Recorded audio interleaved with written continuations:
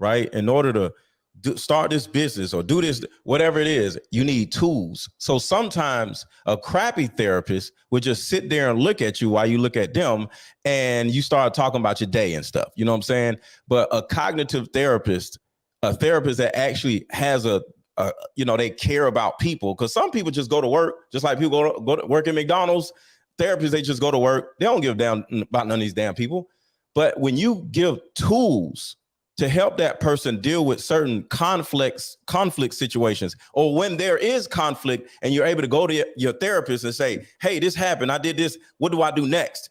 And you actually become a better person. Those are the actual things that therapists can have and offer to you. But some therapists don't, you know what I'm saying? So I look at cognitive therapy as more of an action-oriented way of therapy instead of, so how was your day? So how did you feel about that? You know? Lucky, if I didn't know how to be a man and all my anger came from not knowing how to be a man, and I went to a therapist just to get therapy about my anger, is it gonna help my life at all? No, I think I'm of the belief, I think we need more male mentorship. So I think a man should go to a mentorship or become a Mason if you can, like whatever organization. So that's what my point was. A lot of women are going to therapy. A lot of men are going to therapy, but it's not educating them on how to be men and women. It's just teaching them how to process resolution. That's all it is. And it teaches self-love again. It teaches you again. Think about yourself. Think about what you can do better. It's not educating women or men on how to be good mothers, fathers, men and women. That's the problem. So you were in mental health, right, Ali? Yeah. So, and I think it's kind of like a doctor. Like, I'm not really gonna give you what's needed to heal you, just enough for you to keep coming back. I know that's what it is. It's a daycare. It's a daycare. And the best thing that kids can get from mental health or from that therapeutic sessions is the person, is an individual who really cares about them and loves them and doing something outside of what the curriculum is saying. So if a kid runs into me, they're gonna get a father figure, a brother figure, a person who truly cares about them, do things outside of the facility, take them places, try to form a great bond with them and teach them different things. Or you're gonna get somebody just follows the curriculum and just goes on, just talks all therapy. So why do we promote therapy as the solution if we can also say it's just really keeping you sick? Like, so the reason why I said cognitive therapy, because all therapists aren't trash. All therapy isn't trash. I understand what y'all saying. I do what I do as a coach, and I've been to therapy, and it is an actual difference. You know what I'm saying? So I look at therapy as a part of the process. And like Ali says, a mentor is a part of the process too. So the fighting part of what I'm saying, instead of just dying alone, like Kevin Samuel said, or just, falling out, just saying, oh, well, I'm never going to find nobody.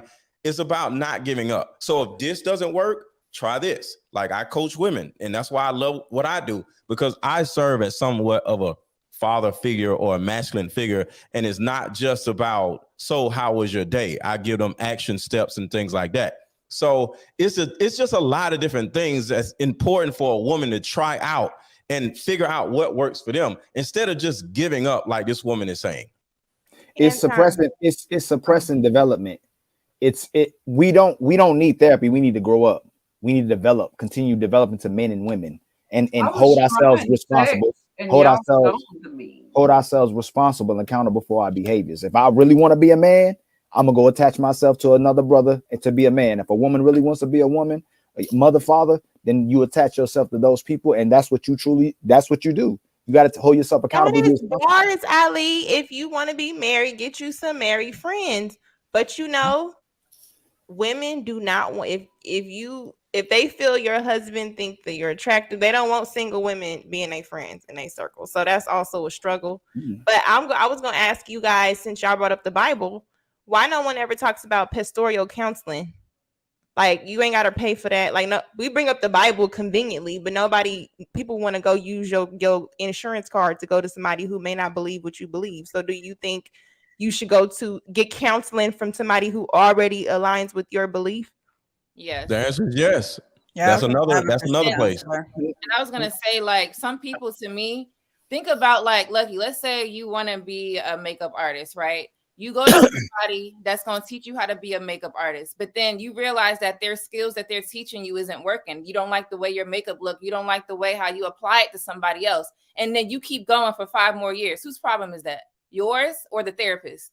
So I think that people need to just stop. Like, if it's not working and the things that they're teaching you ain't working for your life, is not Try something else. then you need to make sure that you find someone that can cater to what you need. If you're trying to Yep. get a lifestyle that looks this certain way, then go find that person that's going to do that for you, because they out there. So at the end of the day, it's still a choice based on who you choose. Just choose wisely and don't just stick with something. That sounds like you want to be that person. You don't want to change. You just want to say, oh, I've been to therapy. Oh yeah, I've been doing that just to get a cookie, but that shit ain't working. So But you need someone to challenge your beliefs. Yeah, that's it. More so than align with your beliefs. You need someone to challenge your beliefs. Challenge Hey, it. this is what you're doing. Yes. This is what else you can do. Try this for a certain period of time, or try this for a period of time. See what works. We have to challenge each other. That's a fact. And that's what I enjoy doing, challenging the women that I coach, instead of a therapist just sitting there staring at you and shit. You know what I'm saying? So I agree with you on that, Ali.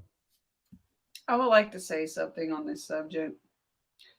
I grew up rather entitled, and I ended up just happening to run fast, all of that. So I had a different life. Like, so when I get on these podcasts, I try and relate to some of the subjects. When I decided, with my family, and I decided for me to have my daughter, I had torn my ACL, and I was already graduating early because I'm smart, and I wasn't going to come back and run anyway. So I was like, all right. And my dad was like, you're only 20. You don't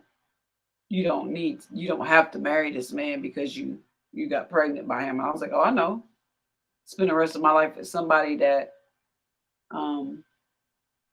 might not be a good fit, because I'm a firm believer in soulmates. He wasn't my soulmate, but my child's father was around. She can call him whenever she gets ready to. That's her protector. She knows that he's right around the corner. We made that a thing, for him to be close. He's not in my house, but he can get here quick. That's just what it is. And he's always been around. And before that, she had my dad, their structure. So in the type of family that I grew up around, different types of people, our structure was different. So I can relate to therapy, but that was because I got hurt while I was world ranked. And then I was like, oh, now I'm not running track anymore. I need to go see a therapist because I don't know what am I going to do with my life type therapy.